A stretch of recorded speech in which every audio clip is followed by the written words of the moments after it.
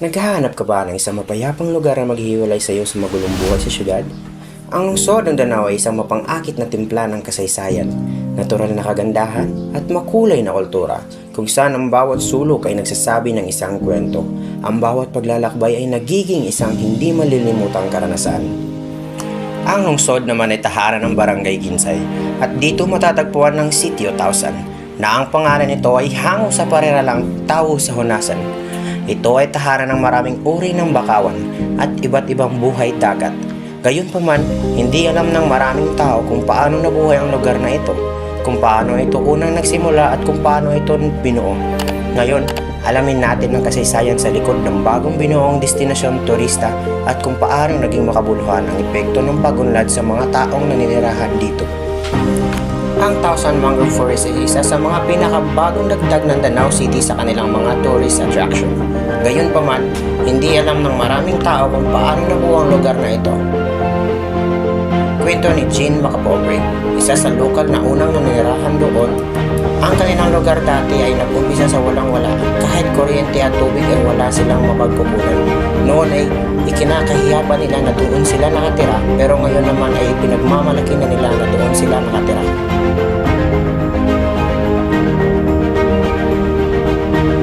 Sa tuwing mababa naman ang tubig or low tide, sinasamantala ng mga taga rito ang pangunguha ng mga seashells o kabibi at ibinibenta nila ang mga ito, at kung mataas naman ang tubig dagat or high tide, ang pangunguha ng isda ang kanilang ginagawang kabuhayan at ibinibenta din ang mga ito.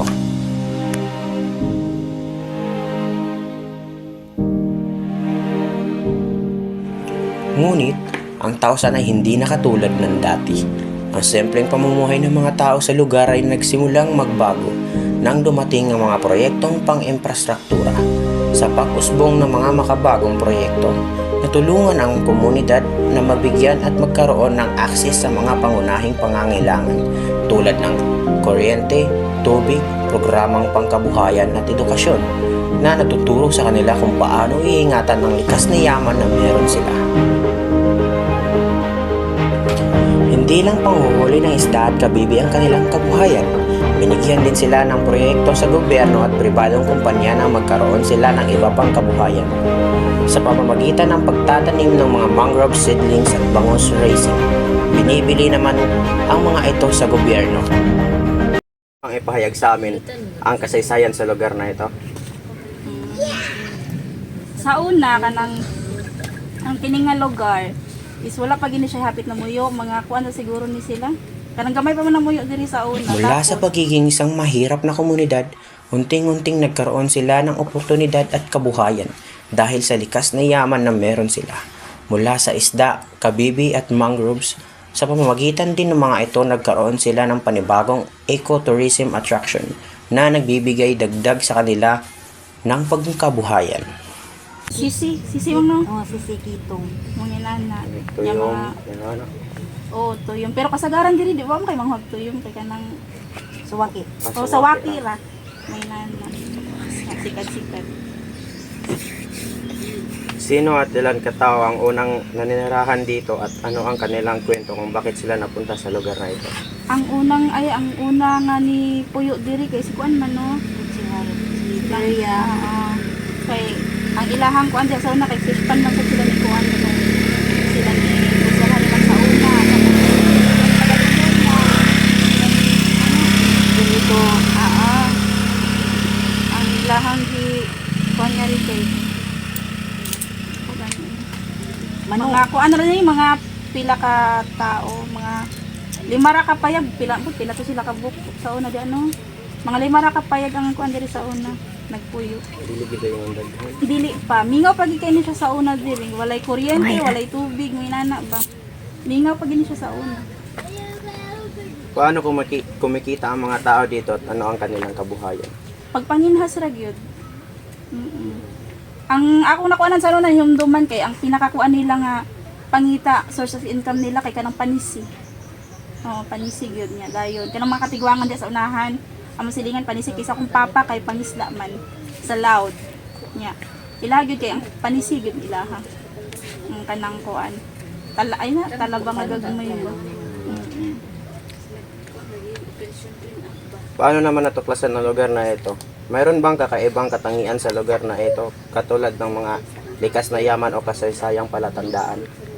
Siguro ang kanang natuklasan siya kay sa sa kuan kanang panginasanan siya. Masiguro gina siya ang kuan o diya siya nagsugod nga. Daghan ang mga ridiri kanang manginhas, manginana ba niya dayon. Unsa itong isa? Mayroon bang kakaibang katangian sa lugar na ito or katulad ng mga likas na yaman o kasaysayang palatandaan? Mga likas na yaman. Sige, kuan na to man. Paano naman natuklasan ng lugar na ito?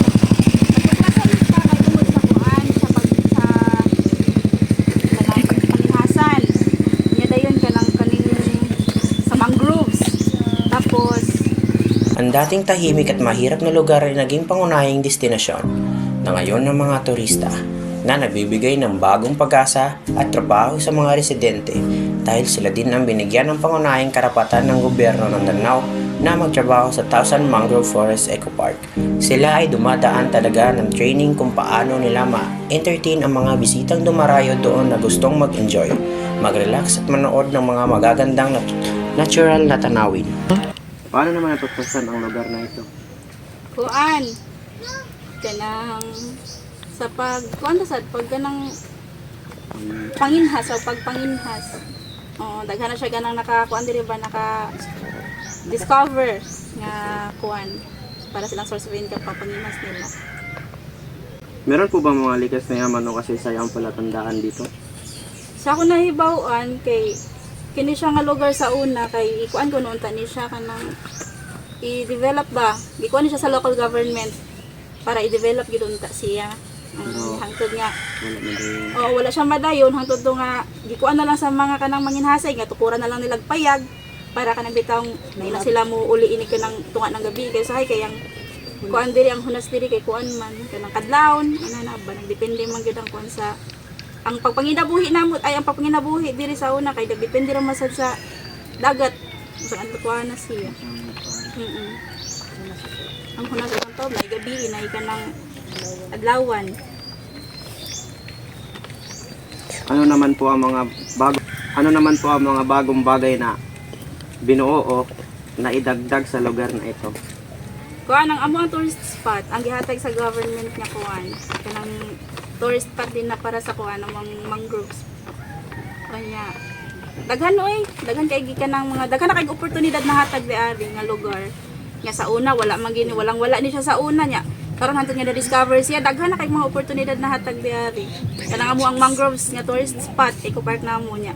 Kaning amo ang mga ginagmayng livelihood kaning nami fish pen di ay ano nami tay ko ano kanang nami fish pen nga ri nya seedlings namo nya kasauna mangrove ra gito ang kanang kusog sa amo ang paliton sa mga customer karon karon daghan na punan na kanang ang ginapuno nako ron nga seedlings din ha kay kanang tungog ug ang manyapi tapos livelihood namo pasad sa gardening namo mga gulay. Paano naman po nakapekto ang mga nangyayaring kaunlaran ngayon sa kabuhayan ng mga tao dito? Dako kay kanang epekto diri sa mua. Dako jud kaayo, dako kay siya tabang diri sa mua. Kay sa una ang mga kanang sitawag ani, ang mga lokal diri sa una kay manginhas ra jud ang among kanang source of income. Tapos karon kay gihimo na sila kanang JO din ha sa kanang kuan.